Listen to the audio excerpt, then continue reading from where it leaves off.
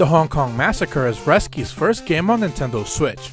This top-down twin-stick shooter, originally released on PC a while back and its flashy over-the-top combat, is being offered for an on-the-go experience. Everything moves and feels extremely fast and violent, and that's at the forefront of just about every one of the encounters. You play as a detective out for revenge, nothing out of the ordinary. He's retelling his story after clearing out the streets of gangs and killing just about everything that stands in his way. The problem is that after killing too many people, he's made too many enemies, and eventually life catches up.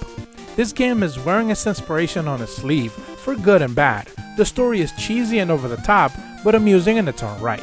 Before you enter any of the room, you can see all of the enemies. There's no health bars to whittle down and no planning, just quick, frenetic reflexes. One hit and you're dead, and the same goes for all of your enemies. Each level consists of you clearing out gangsters by any means necessary.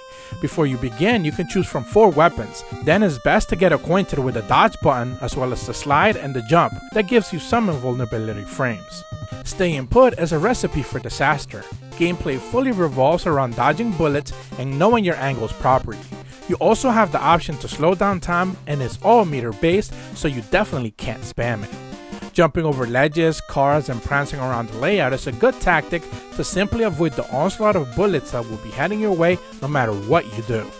Finishing each level gives you a boss fight, giving you a bit of variety after a not so great enemy variety in any of the levels, although they are semi-destructible.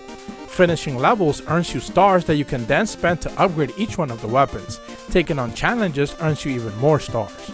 The problem is that the environments are repetitive throughout, and overall the game has rough edges. Difficulty is absurd and there's no hint of stealth at all.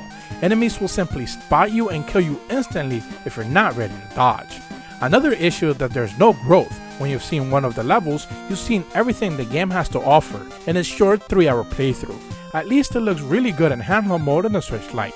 The Hong Kong Massacre is a short playthrough for another top-down twin-stick shooter on the Switch. The visuals simply don't make up for the shallow story or the punishing difficulty. Nintendo Sphere gives the Hong Kong Massacre on Switch a 6.5 out of 10. If you're new to my channel, be sure to leave a like and subscribe, and as always, thank you so much for watching. See ya!